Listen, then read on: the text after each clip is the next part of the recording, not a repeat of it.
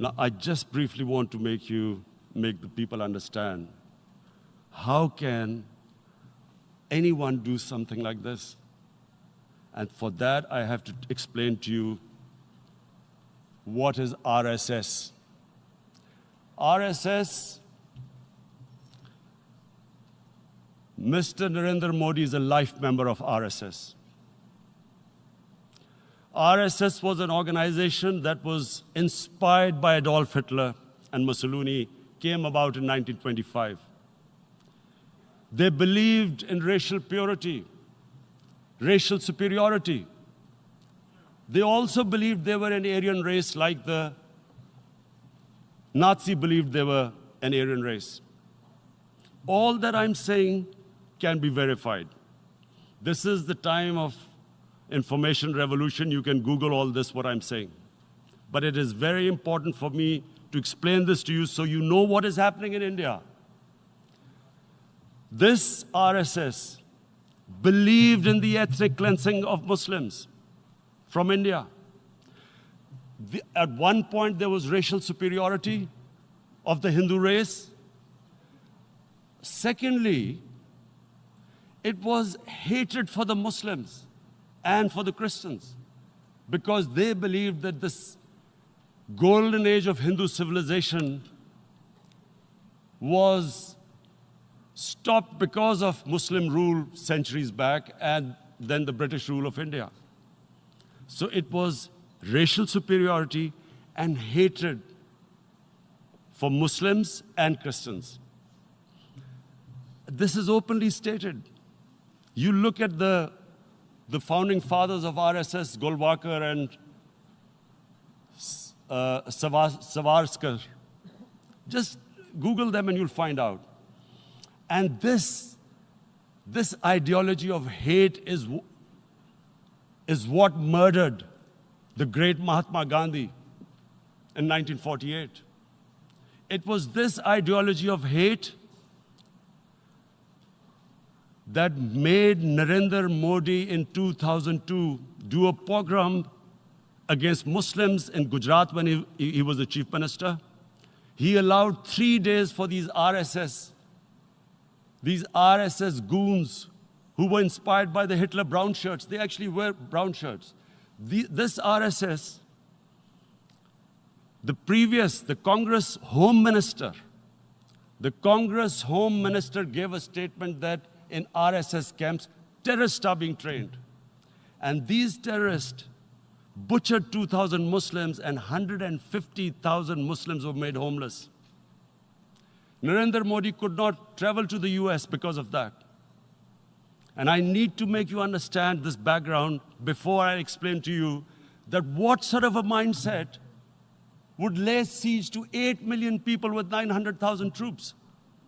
Women, children, sick people, locked in as animals. In fact, of what I know of England, if 8 million animals were locked in, the RSPCA would have made a lot of noise about it. These are human beings.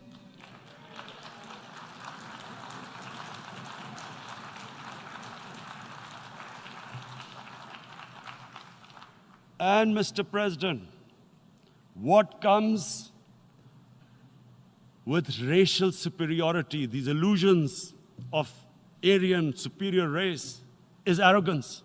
The two go together. And it's arrogance that makes people make mistakes and do stupid things. Cruel things like what Narendra Modi has done. It's sheer arrogance. And it's arrogance that has blinded him from the fact that what is going to happen when the curfew is lifted? Has he thought about it? This hasn't been thought through. What is he going to do when he lifts the curfew? Does he think that people of Kashmir will quietly accept the status quo because India has changed the constitution and taken away the special status? They'll accept that? Mr. President, 100,000 Kashmiris have died in the past 30 years because they were denied the right given by the United Nations, the right for self-determination. 100,000 have died and 11,000 women have been raped. There are two United Nations human rights reports on this. The world hasn't done anything because India is a huge market, 1.2 billion people. Sadly, the material prevails over the human. But this has serious consequences. Again, I repeat, that's why I'm here. Look, what is going to happen when the curfew is lifted will be a bloodbath. The people will come out. There are 900,000 troops there. They haven't come to, as Narendra Modi says, he's done this for prosperity of Kashmir. This is supposed to be for the development.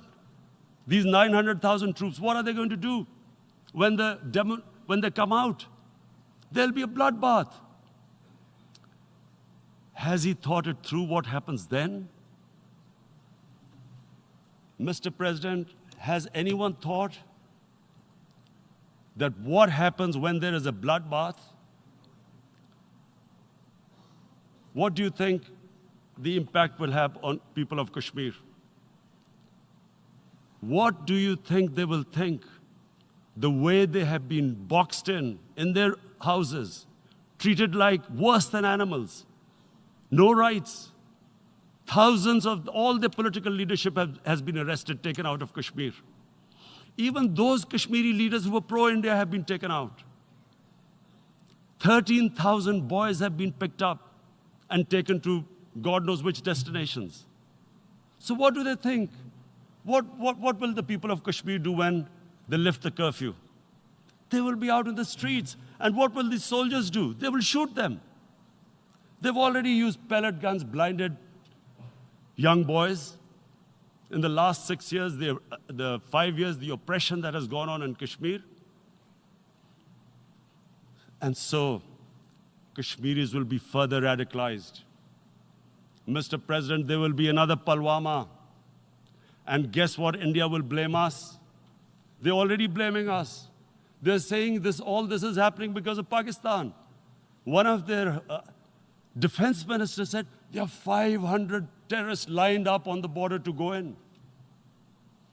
Why would Pakistan send 500 terrorists when there are 900,000 troops? What impact are they going to make? What will they do? And don't we know that the moment there is some terrorist attack, all that will happen is there'll be further cruelty and oppression of the people of Kashmir. We will just give the 900,000 troops to further crush the people of Kashmir. And then we'll give the Indian government an excuse that, look, Pakistan is a terrorist state, and this mantra that has gone on, Islamic terrorism. The moment you use this catchword, Islamic terrorism, the whole world turns away. No one talks about human rights. You can do whatever you want, which is what has happened in Kashmir, because they keep using this word, Islamic terrorism. And this is what they're doing right now. What do we benefit from further increasing the cruelty on the people of Kashmir? And why would we want this? But there is no other narrative left for India. As when they lift the curfew, whatever happens, Pakistan will be blamed, and there is always a danger of another Pulwama. They might come and bomb us again, and then another cycle might start. And what does Narendra Modi think? That 180 million Muslims of India are thinking right now. Aren't they watching these Kashmiris stuck inside for 55 days they've been stuck in? Aren't they watching? What do you think? Don't you think that the Muslims will be radicalized in India? And I'm talking about 180 million people. And when they get radicalized, there will be some incident in India somewhere down the line. Again, we will be blamed. And I'm warning you right now, again, we will be blamed. And Mr. President, what about 1.3 billion Muslims who are watching this? And they know that it is only happening in Kashmir because they're Kashmiri Muslims. This is not happening to Kashmiri Hindus. They know that this is happening because of their religion. So what do you think they will be thinking? What do you think the Jewish community would think if there were, forget 8 million, 8,000 Jews stuck like this? What do you think Europeans would think? What do we think? I mean, any human community, if their members are stuck like that, what do you think they will think? Are we a children of a lesser God? Is it not going to cause us pain? And then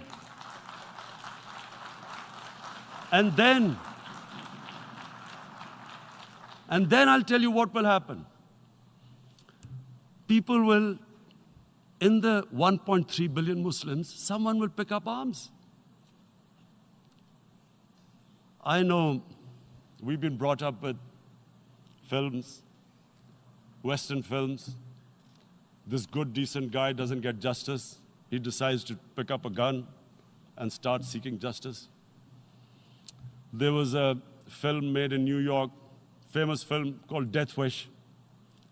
This guy gets mugged by and his family, his wife gets killed or something. He can't get justice. He picks up a gun and he goes around shooting muggers. And the whole cinema cheers him on. So what do you think the Muslims are thinking right now? If there is a bloodbath, there will be Muslims becoming radicals, not because of Islam, but because of what they will see, that there's no justice when it comes to Muslims. There were Rohingya Muslims, Myanmar, who are, God knows, almost 1 million people out, ethnic cleansing. What was the response of the world community? So what do you think will be the response of 1.3 billion Muslims? I picture myself. I'm in Kashmir. I've been locked up for 55 days. I have heard about, and there are rapes, Indian Army going into homes, soldiers. Would I want to live this humiliation? Would I want to live like that? I would pick up a gun. You're forcing people. You are forcing people into radicalization. When people lose the will to live, what is there to live for? And this is what, if you can do this to human beings, you are actually radicalizing people. And so, Mr. President, I want to repeat here, this is one of the most critical times. There will be a reaction to this. Pakistan will be blamed. 2 nuclear-armed countries will come face to face like we came in February. And before we head in that direction, the United Nations has a responsibility. This is why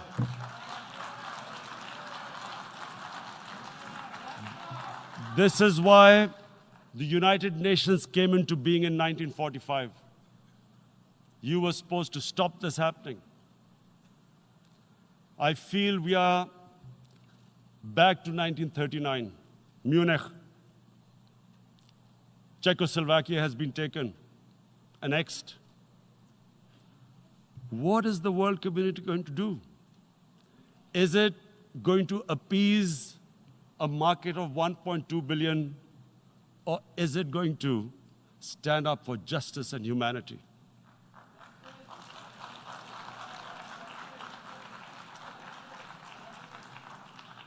If this goes wrong, you hope for the best, but be prepared for the worst. If a conventional war starts between the 2 countries, Mr. President, if a conventional war starts, and anything could happen, but supposing a country 7 times smaller than its neighbor is faced with the choice, either you surrender or you fight for your freedom till death. What will we do? I ask myself this question. And my belief is, La ilaha illallah, there is no God but one. And we will fight. And when